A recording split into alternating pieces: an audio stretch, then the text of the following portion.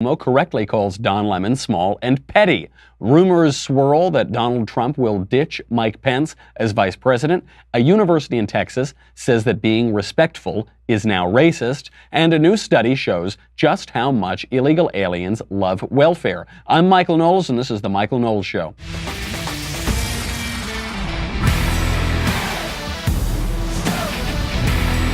So much to get to. The 2020 race for the Democrat nomination is already on. This has nothing to do with Donald Trump. They're all going after each other. I know that I told you a few days ago that Advent is supposed to be a penitential season. We're not supposed to immediately start celebrating. We can celebrate this. This is the best part of the presidential cycle. So we'll get to that in a second. But first, let's talk about Protalis and make a little money, honey. With over 1 million happy, pain-free customers and a 97% success rate, Protalis insoles have changed the footwear industry. They've created a new level of expectation never seen before for comfortable all-day shoes. They have an unconditional 90-day love them or your money-back guarantee. Custom orthotics, they can run somewhere between $400 and $800 depending on the variables. What's worst is that while most people stand to benefit greatly from correcting common unknown foot and alignment issues, most people are completely unaware, or they're quite aware, but they can't afford to access proper alignment. I love these guys. They are totally revolutionizing the footwear industry, and it's so easy. I just put in the insoles, and I've got back problems and just that run in my family, alignment problems, and you just feel better. It properly aligns your ankles, and people don't know this, that hip, back, knee, upper body muscle tightness can stem from improper alignment. And that all begins in the foot. What makes Protalis unique and different than anything else is it's engineered with the intent to focus on the biomechanics of your body. They've got 100,000 positive reviews. Right now, today, my listeners can save $20 per pair on any Protalis insole at Protalis.com when entering podcast20 at checkout. That's one of the lowest prices of the year, exclusively for our listeners. Shipping is free. They have 90-day money-back guarantee, so you have nothing to lose except the pain. Protalis.com, promo code podcast20. Save $20 per pair on any Protalis inside. If you buy 2 or more pairs, they will be upgraded to free expedited shipping. Really, really good. You can get it in time for Christmas. You can get a little gift for you, too. Personally, we've gotten a gift early for Christmas. The Christmas has come a little bit early because of the 2020 Democrat nomination race for president. We know who the likely contenders are: Elizabeth Warren, Kamala Harris, Joe Biden, Bernie Sanders. He'll be about 175 at that point. People are talking about Kirsten Gillibrand, all these people. We know they're all, I think every single Democrat in America thinks that he has a chance to become president in 2020.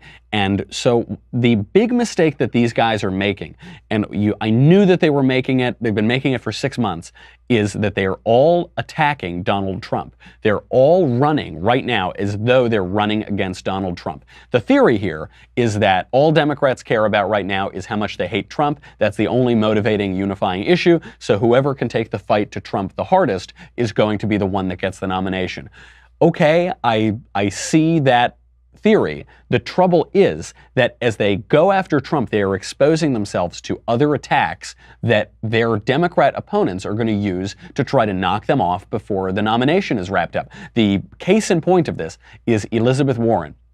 She's been in a personal feud with Donald Trump for a while now because Donald Trump calls her Pocahontas. She's the whitest lady in the country. She's less Native American than the average white person in America, and she pretends to be Native American to advance her professional career. Donald Trump makes fun of this, calls her Pocahontas, and she says, I'm going to put this issue to rest once and for all. I'm going to prove that I'm Native American. She takes a DNA test, and it shows that she's only 1/1000th Native American, 1/1024th. So she got so warped by her hatred of Trump and by trying to run against Trump that she opened up this huge vulnerability.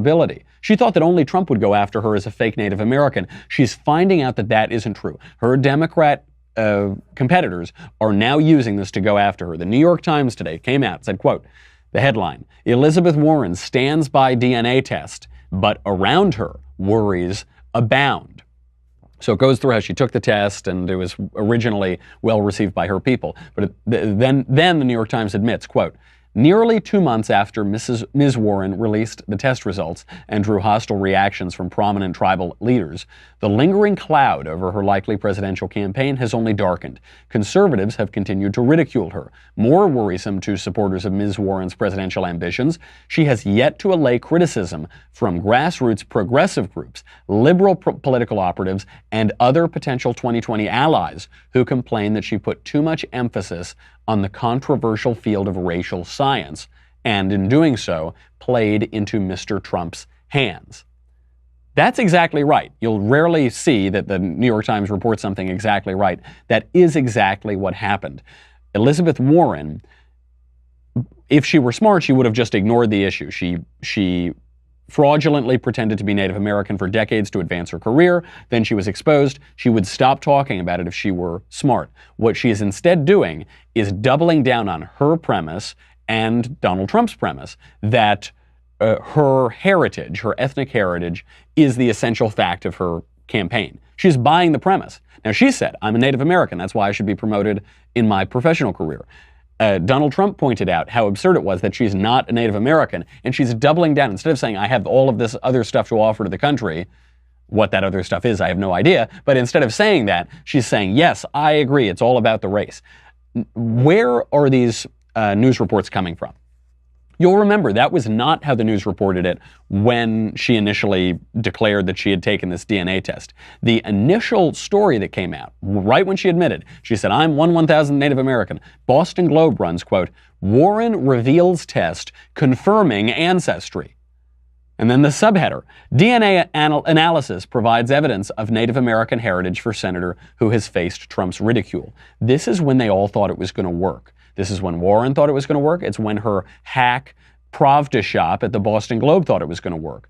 They tried to pretend that a test that showed she might be 1/1000 Native American was evidence of her ancestry, validated her claims, and proved Donald Trump wrong. They've now realized how absurd that is because of the other people. Kamala Harris, Cory Booker, Kirsten Gillibrand, Joe Biden, who the people running against her don't want to go along with this absurd narrative.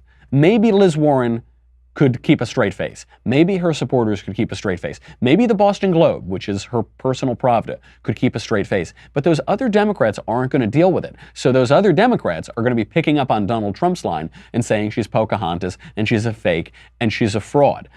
This was the obvious one, and her presidential hopes, I think, are done. I don't think there's any way for her to come back from this. There are going to be a lot of other candidates in the race, so the Democrats are going to have a lot of choices. This isn't going to be a repeat of 2016 for the Democrats. It's going to be more of a repeat of 2016 for the Republicans on the Democrat side. And there was Camille Paglia, who's an excellent feminist, anti-feminist type. She's so far left, she's right. I think she voted for Bernie Sanders for president, but she defended Donald Trump in many ways. And she said that Elizabeth Warren does not appeal to anybody. What she appeals to are left-wing, Ivy League credentialed urbanites, the coastal people living in a couple of cities in America. And that's right. That's the only group of people that she appeals to. The reason that she's still considered a viable entity is because those are exactly the people who write all of the news stories. So they're the guys who are working at the Boston Globe or wherever. Even that seems to be cracking. The even more nefarious one looks like it's coming from Kamala Harris. So Kamala Harris, senator from California, former attorney general of California, she has been an early lead. I've said that she's probably the scariest person right now. She's scariest in that we don't know much about her. She's clearly pretty intelligent. She checks off the intersectional boxes of the left. She doesn't have the baggage that all of these other people do. Creepy Joe Biden, Pocahontas, Liz Warren, all of the rest of them. So Spartacus, Cory Booker. So that's the fear. Just out today, there's a negative news story about her. It turns out that Larry Wallace, who worked for Kamala Harris as Attorney General of California and was a senior advisor to her in the Senate, may have sexually harassed an employee of his or an underling of his, and this occurred during the transition from the AG of California office to the Senate. And so California has had to pay out $400,000 to settle the lawsuit. That's my tax money. Anyone else who's listening in California, that's your tax money paying that out. And where it gets pretty dicey for her is that they asked Kamala Harris, what about this major lawsuit, almost $500,000 for one of your senior advisors sexually harassing some woman? And the Harris office said they had no awareness of it. They had no idea what was going on. This is not believable. This is not believable at all. The guy has worked with her in all of her major jobs, and the lawsuit occurred on her watch. So either she's lying, which obviously she is, or she's totally incompetent. The office is totally incompetent if they've never heard of this, but it's just not possible. So if the lawsuit's being handled by California, what has happened is she goes to the Senate, she takes this guy Larry Wallace with her. He has since left, and the new Attorney General of California, Xavier Becerra, is the one who had to handle the settlement of this lawsuit. And so he settled the lawsuit.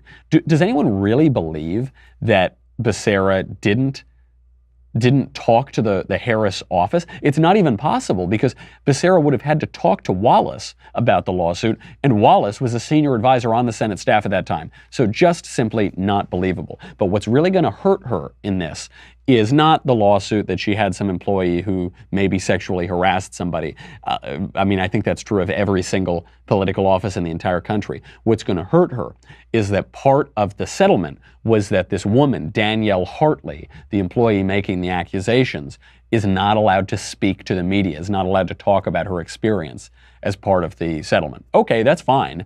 She's getting $500,000 almost. I guess she can keep quiet about whatever demeaning comments the guy made to her or harassing comments. But Kamala Harris positioned herself as the champion of the Me Too movement. Kamala Harris was there going after Brett Kavanaugh during all of those hearings. She believes Christine Blasey Ford. She opposes Brett Kavanaugh, all but painted Brett Kavanaugh out to be some gang rapist. And we need the truth to be heard. And they've got Alyssa Milano sitting in the rows. We need to be heard. Women's March, Me Too. And then you find out that one of her employees, the office settled this sexual harassment lawsuit by shutting up the women, saying, don't talk about it, you can't go to the media. The major mechanism of the Me Too movement is the media. Without the women going to the media, there is no such thing as a Me Too movement. The whole point of the Me Too movement was these women feared professional reprisal. They had been backed into settlements where they couldn't talk about anything. They were afraid of all of these sort of things, afraid for their careers. And then they go to Ronan Farrow at the New Yorker, and then there's a big expose, and enough of these exposés take down the guys in question. This one is going to require some answering. I think Kamala Harris will basically get over her poor demeanor at those Kavanaugh hearings. I don't think people are going to remember that really in 2020. They will remember this, because this is going to dog her with her own base. Doesn't matter, if Kamala Harris could win the general, if she can't win the nomination.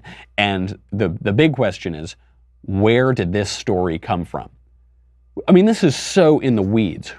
We're supposed to care about Larry Wallace, the senior advisor for the Senate in a lawsuit that was then paid out by the California Secretary of State, the California Attorney General. Where is this coming from? This is not coming from reporters. Reporters rarely do their jobs anymore. This is not coming from conservatives. Conservatives don't care about her yet. This is coming from either Elizabeth Warren or Cory Booker or Kirsten Gillibrand or Sherrod Brown or any of these people. And you don't know which ones it's coming from. People forget that in 2008, the whole birther controversy, whether Barack Obama was born in the United States or not, that was pushed by associates of the Hillary Clinton campaign. That wasn't invented by Donald Trump. That wasn't invented by Fox News. That was initially pushed by the people who push these things, which are the Democrat opponents, or the people within your own party who are trying to get the nomination to then go to the general election. This is just a little taste. Ooh, we're going to get so much more of this, because all of the names that I've just mentioned, they're all running. Joe Biden has all but said he's running. Obviously, Booker and Kamala Harris are basically already out on the campaign trail. But now we know Andrew Gillum, who is the failed socialist candidate for Florida governor. He just was beaten out by Ron DeSantis. We know that he's eyeing a run. He was asked whether he's going to run or not, and all he said was, well, the only thing I'm planning now is to be at home with my wife. That's the only thing I'm planning now. And I'm going to help out whoever the Democrat nominee is. He doesn't say he's not going to be the Democrat nominee, and he says, I'm not. So it looks like he's trying to do it. And Andrew Gillum just met with Barack Obama at Obama's office. So they're all trying to get the blessing of Barack Obama. It wasn't just Gillum who met with him. Another failed Democrat 2018 candidate, Robert Francis Beto O'Rourke, just met with Obama as well. CBS is super duper excited about this one. Here's CBS on the prospect of candidate Beto. Beto O'Rourke lost the race to become the next U.S. Senator from Texas, but his campaign excited Democrats across the country, and some would like to see him run for the presidential nomination in 2020. That excitement around a potential O'Rourke candidacy is complicating matters for other potential candidates. Politico reports that key donors and strategists are waiting to see if O'Rourke runs before committing to any one candidate. Ooh, they're so excited. The drunk driving, hit and run, cross-dressing loser congressman. Ooh, he could be the nominee. They're so excited. He's another one. There are a number of others as well. We'll get to them in a second. But first, let me invite you into my boudoir. Speaking of cross-dressing, no, what are we talking about? I want to talk to you about, so today is all about making your body feel better, and Purple mattress truly makes me feel better. I sleep at least 18 hours a day.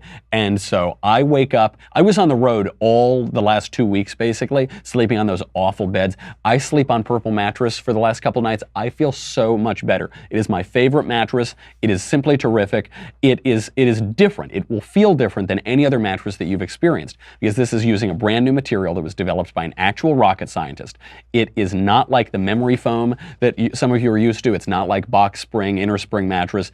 It is unique. It's both firm and soft at the same time. I know that sounds like it doesn't make any sense. It does. Just take my word for it. It is both of those things. It is the greatest mattress ever. You'll feel really supported. You'll feel really comfortable. It's breathable. It sleeps really cool.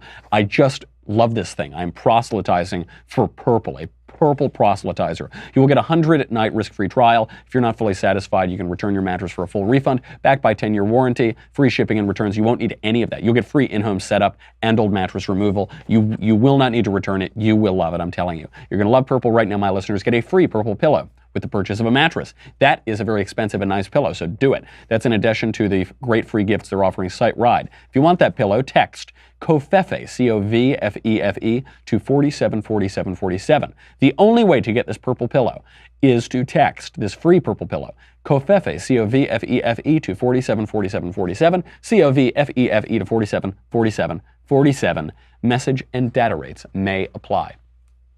They're so excited, the mainstream media, about candidate Beto. So he's meeting with him too. They're all meeting. It is going to be chaos. If you thought that the 2016 Republican presidential nomination was crazy and wild, and ooh, we have Trump, and ooh, we got these, and little Marco, and he's making penis jokes during national debates, and he's doing a Rickles routine in Florida, and ooh, Ted Cruz, his father is being accused of killing JFK, and ooh, this, and I mean, there's so much, and John Kasich is being John Kasich. I don't know, he's eating like a slob and doing whatever. Okay, if you thought that was crazy, oh baby, just wait until 2020. Christmas is coming early. These are the first little pricks, the first little knife jabs of the 2020 race. It is going to get ugly really fast. There are already so many candidates. Don't count out Hillary. You'd be crazy to count out Hillary. Hillary is behaving as though she's running. Unfortunately, she's trying to sell out these 20,000-seat auditoriums for her tour with her husband, and the tickets are now selling for $6 a piece. They're canceling dates. It's not going well. This floating of the 2020 Hillary race is not looking too good, but it is going to be a bloodbath. And it's going to be so much crazier than 2020 because you've still got the Trump. You still have the Trump factor there. And Donald Trump has whipped these Democrats into such a frenzy that they're making really stupid mistakes, like the Liz Warren DNA test. They're not covering their bases, like Kamala Harris trying to cover up this sexual harassment lawsuit in her office. They're really not playing smart. When you get angry, you get mad, and you get stupid. You start playing really stupid politics. We're going to get a whole year's worth of stupid politics. So stay tuned and get excited. But speaking, talk about a perfect segue. Speaking of stupid politics, Alexandria Ocasio-Cortez has a lot to say on the climate. I've been getting a lot of hate mail for my stance on Fox News and on this show yesterday about the moral incoherence of veganism and how leftist environmentalism is an inversion of the natural order. I'll just let Ocasio-Cortez explain to you, demonstrate to you that moral incoherence. It's not just possible that we will create jobs and economic activity by transitioning to renewable energy, but it's inevitable that we are going to create jobs. It's inevitable that we're going to create industry. And it's inevitable that we can use the transition to 100% renewable energy as the vehicle to truly deliver and establish economic, social, and racial justice in the United States of America. Environmental, social, and racial justice by making gasoline more expensive? Environmental, which ironically will disproportionately hurt black people. It will disproportionately hurt black people who are at the lower end of the socioeconomic ladder, and which disproportionately includes racial minorities. So that's going to bring about, how is that going to bring about racial justice by not driving gas guzzling cars? How is that going to, that doesn't, what they're using environmentalism for is to replace all other religious and moral systems. This is the virtue. This is the evidence of virtue. What's funny is what she's said doesn't make any sense. Obviously, if you think about the words for 2 seconds, she hasn't said anything. She hasn't explained how making gas more expensive is going to bring about all of this justice. She hasn't explained how it's even going to help the environment. We actually know it won't help the environment. There was that study out about the impacts of the Paris Climate Accord. It said it wouldn't reduce warming in any significant way at all, even over the course of a century. So they haven't even made the argument that helping the environment will help the environment. But certainly they haven't made the argument that helping the environment is going to bring about racial and economic and social equality, when actually there's a lot of evidence that it will exacerbate inequalities and injustices.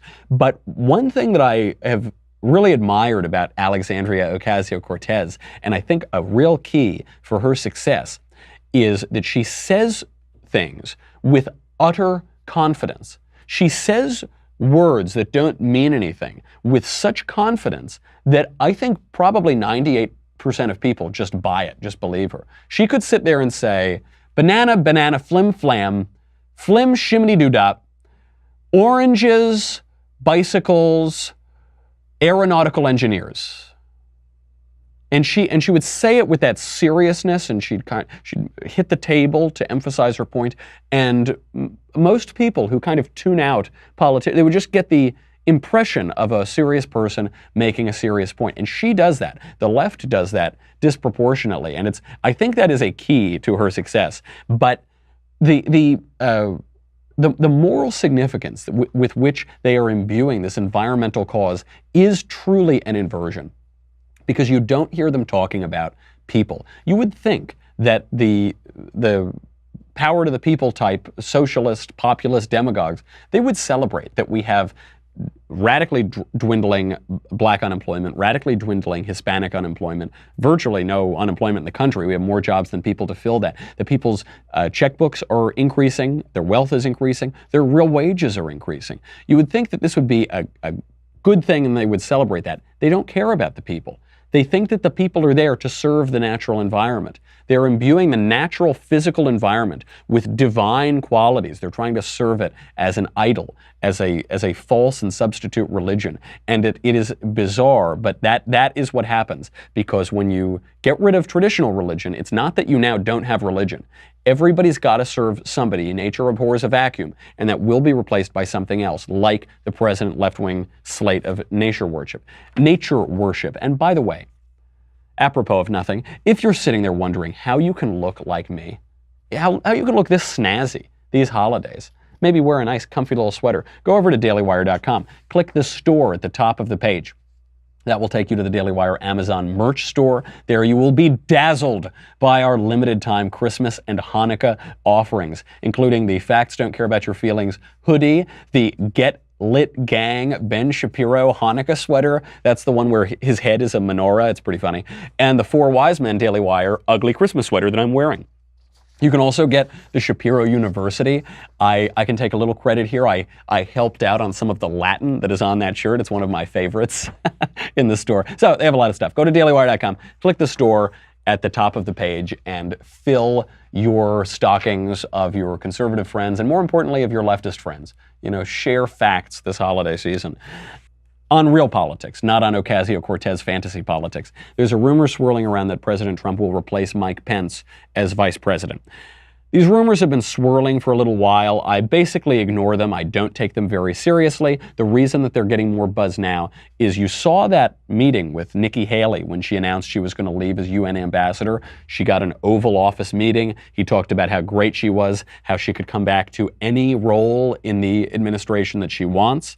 And so now she's about to actually leave her post by the end of the year as UN ambassador. And she's been meeting secretly with Donald Trump in the last days of her term as UN ambassador.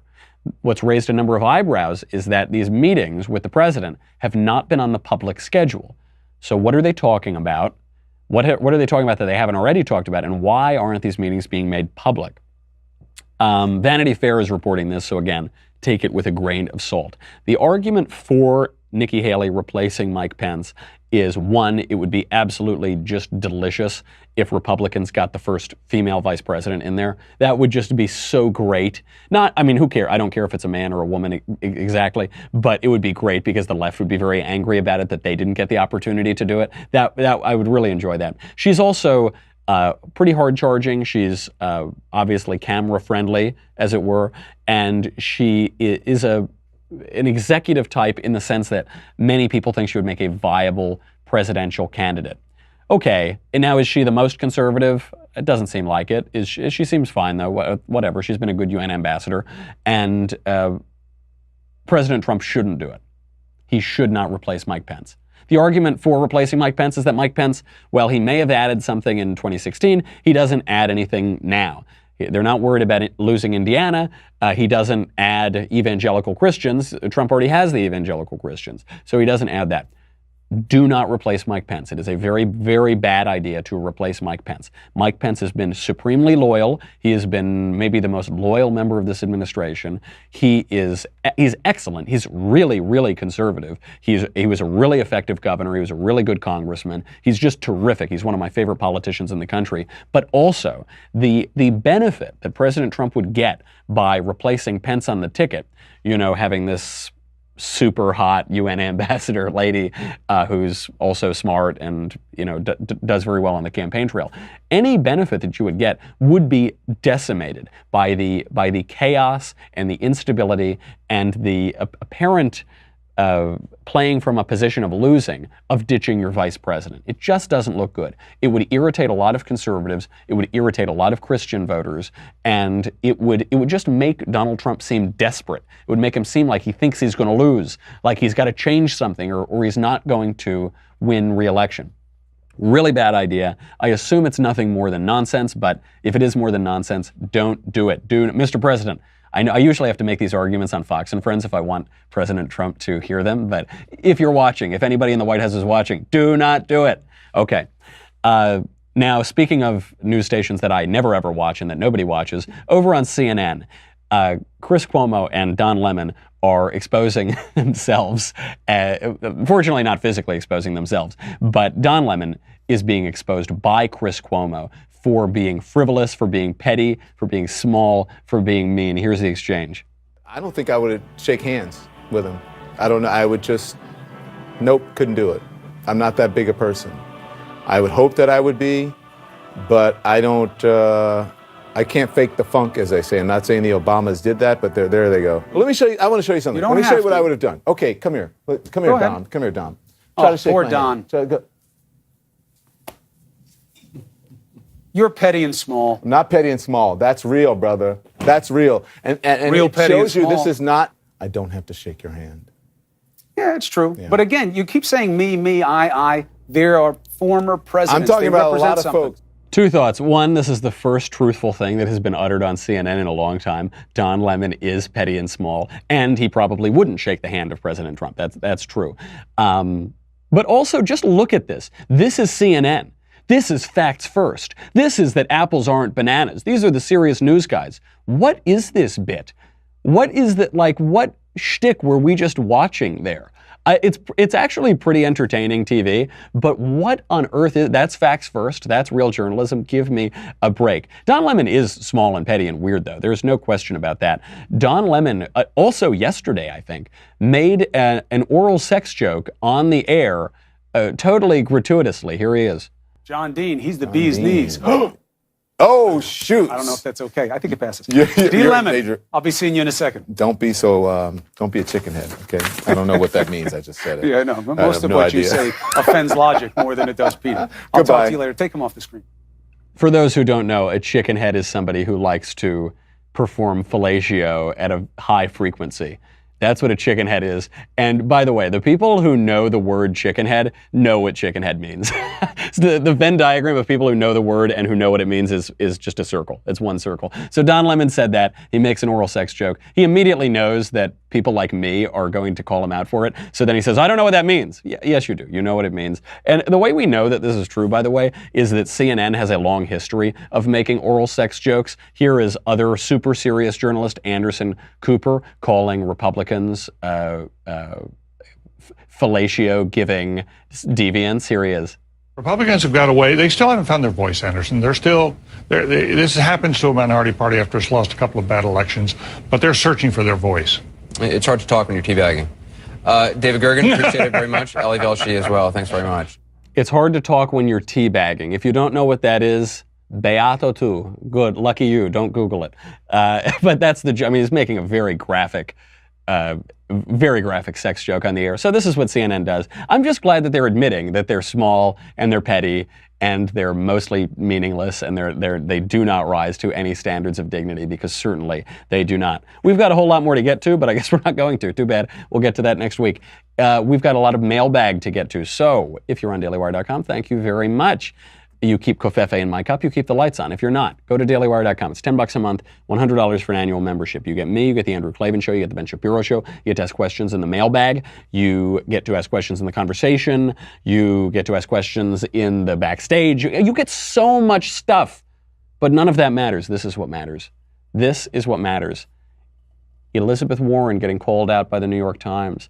Kamala Harris having to answer for a Me Too sexual harassment scandal. Oh, I'm just getting the little aperitif of that. The aperitif of leftist tears. We're going to get the whole cocktail pretty soon and as the 2020 race moves on. Make sure you have your leftist tears tumbler for it. Come on right back. We'll be right back with the mailbag.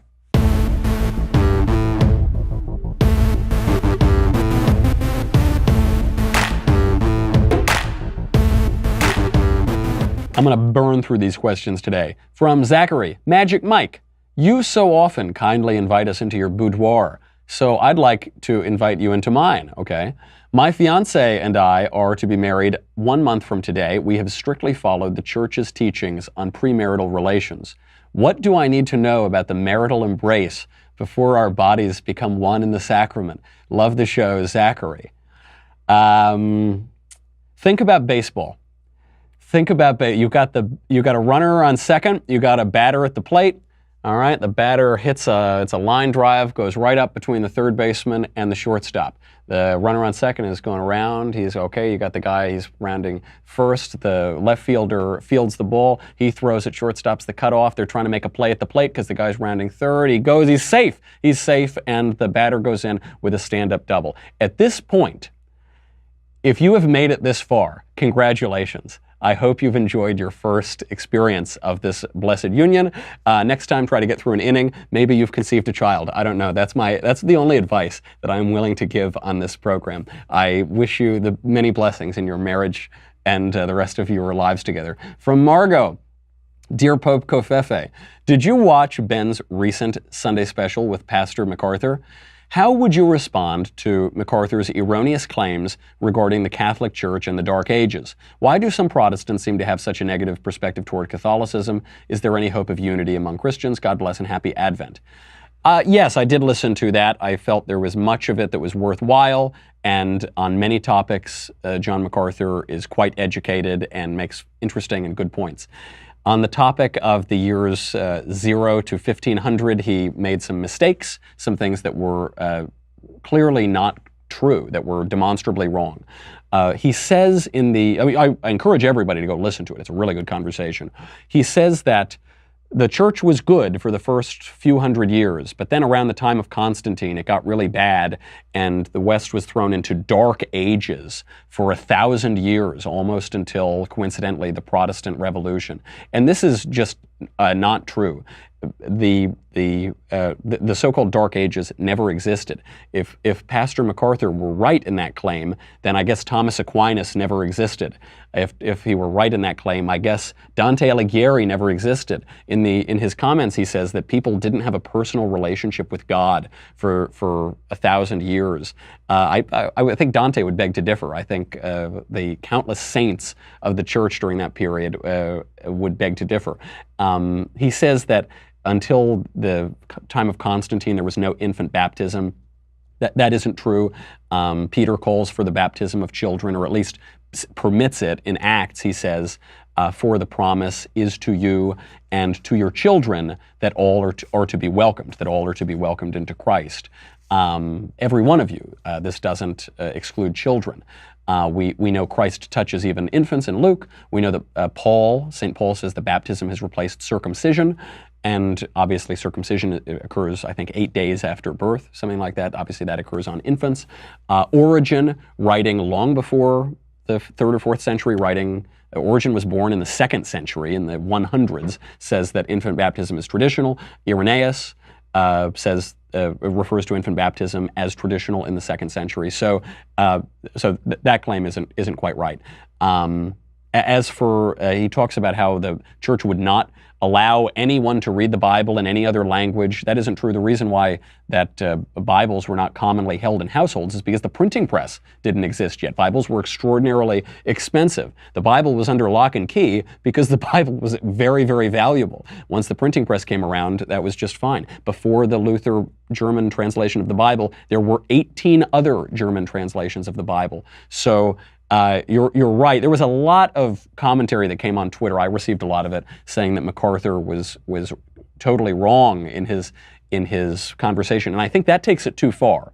His comments about the so-called Dark Ages are not true, but there's so much else in that conversation that is so worthwhile and interesting to get his perspective on that I highly encourage you not to be deterred by that and to go listen, because he's got a lot of interesting things to say, and I think the back and forth between him and Ben was really, really good.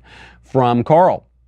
Hi, Michael. Assuming you and little old Elisa end up having kids, would you want them to go to your alma mater for undergraduate, where they can get Plan B from a vending machine, apparently, or would you prefer at 17 or 18 years old that they not be thrown into an environment away from home that's hostile to Judeo-Christian values? Thanks. This is a really tough question.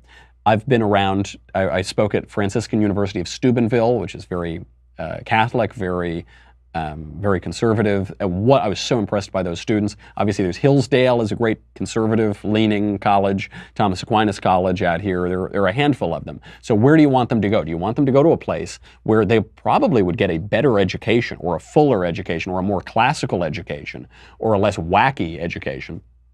Or do you want them to go to the place with the name brand, Yale, Harvard, Princeton, where they can get a job on Wall Street and make $1 zillion, or get into med school or something like that? It depends on the kid, I think. I benefited greatly from being in a place where I was surrounded by left-wingers.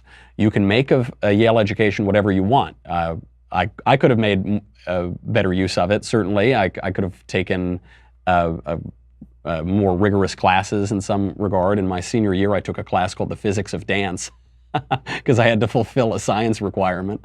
So, you can kind of make of it what you will. What I found was being around all those left-wingers made me really think through my views, made me much stronger in my views. I went into Yale basically an atheist, and I came out of it open to theism, and a couple years later I was a professing Christian. So I think it really depends on the kid. If I think the kid can benefit from, and the kid is a little contrarian, and the kid could benefit from being around all those bullets, I'd probably send him there. If he wants to become a seminarian or something like that, then probably he should go to a more conservative place. From Jeremy, where did you get your smoking jacket? I got it from my godmother for Christmas. It's from Paul Stewart, and they don't make it anymore because apparently nobody buys smoking jackets. Apparently, the only customers are me and 19th century English dandies. So you can't even buy the jacket anymore. It's too bad. If you can find a smoking jacket, they're a great investment. They really do work. They actually keep the smoke off of your other clothing. From Darren, does the church offer any insight as to why Jesus arrived on earth during the specific time when he did? Thanks, love the show, Darren. It's a very good question.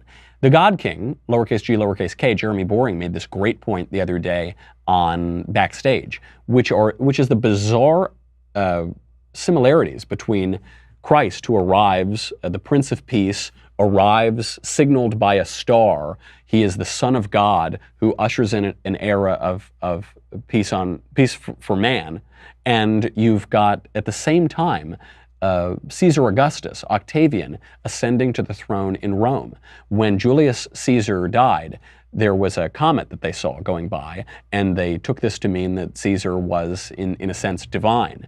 And so Caesar Augustus, his adopted son, was called Filius Divi, son of the divine.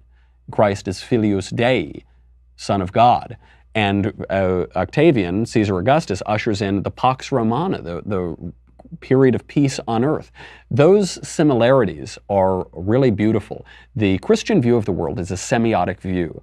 It appreciates the symbolism throughout the world. That symbolism is really hard to deny, and there's that great Alexander Pope line, all nature is but art unknown to thee, all chance direction which thou canst not see. From Noah, hi Michael, he who smells of potpourri. All right, that's kind of weak. I was curious about the inverted cross and other cross variants.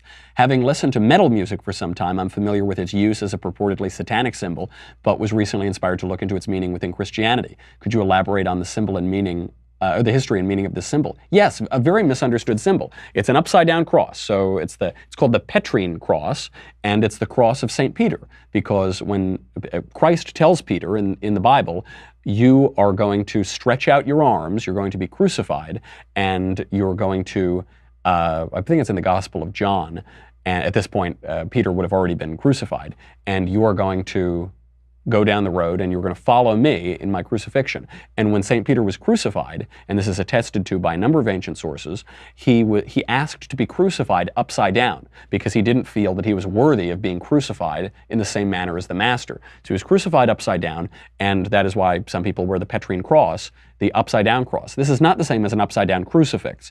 If you were to have the crucifix, which is the cross with Christ's body on it, and to wear that upside down, that would be a satanic symbol. That's trying to invert the cross. But the cross itself, upside down, is a symbol of St. Peter and St. Peter's humility and devotion. Now, as with symbols, it depends how you're using them. If somebody is using the upside-down cross as a satanic symbol, then that is what that symbol is going to connote. But it has a long history in Christianity and in good faith should be embraced. From Zachary, to the best podcast host. I've been listening to your podcast for quite some time now, and the Thursday shows are always my favorite because of the mailbag. Now, I'm sure you get tons of mailbag questions. How do you choose which ones you respond to? I would love to know how you pick them. Sincerely, the guy who thinks you are much better than Ben. The way that I pick them is I look for people who sign their emails, the guy who thinks your show is better than Ben's, and then that's the question that I use. That's the answer. From Catherine, Dear Michael, do you have any recommendations for Advent readings or resources for someone who is new to the traditional observance of Advent? Thank you very much. Yes, the book that I read last year is the book that you should all read for Advent. It's incredible. It's by Pope Emeritus Benedict XVI, and it's, I think it's Jesus, the Infancy Narrative. I think that's what it's called. He has a trilogy on Jesus, and it's the first one. I think it was actually written last, but it's sequentially, it's the first one, which is about the Nativity and the infancy of Christ. It's a very short book. It's eminently readable. It is so profoundly moving. That is what everybody should be reading for Advent. That was recommended to me as Advent reading by Andrew Klavan, and that's a man who has written books with words, so you know that you can trust the recommendation. From David, Mr. Knowles, I feel like you've answered this question previously. Well, then why are you asking me, dude? I'll go on. But what translation of the Bible would you suggest a new reader start with? I've been to church plenty of times. I've watched Jordan Peterson's lectures on the Bible multiple times, but it struck me that I haven't actually sat and read it front to back. Thanks, love the show, DJ. I recommend the Revised Standard Version, the Catholic edition specifically, not the regular RSV, but the Catholic edition, that's important, or the English Standard Version, the ESV. Those are, and the KJV is the most beautiful, the King James Version, but if you want one that's a little more modern and readable, the RSV CE or the ESV, those are the two best. From Rosemary, I'm a female evangelical dating a male Catholic. What do I need to know? We're both conservatives that love Jesus. You need to watch his wrist when he's pouring the wine. The conservatives, I notice, more than the evangelicals, they got a pretty liberal pour, you know, when they're out on dates. You got to watch out for that. That's my it's my only advice. Take it from someone who knows. Take it from an expert. All right, that's all I've got. Enjoy your dates. You'll have a wonderful life together, I hope. That's our show. Come back. That's all for the weekend. So make sure you binge Another Kingdom, because the Another Kingdom season 2 is coming to an end. I think the last episode is coming out on Monday, and it is really good. I can say this because I didn't write it. Even Drew said it though. You know, we were doing the recording of it, and he comes in. He says, "I got to tell you, the ending of this season is really good." And then I read it, and it is really good. So if you aren't caught up, catch up on it. It's exceptionally moving. I really, really like it. And then we'll have to get ready for season 3, God willing. That's our show. In the meantime, I'm Michael Knowles. This is the Michael Knowles Show. Have a good weekend.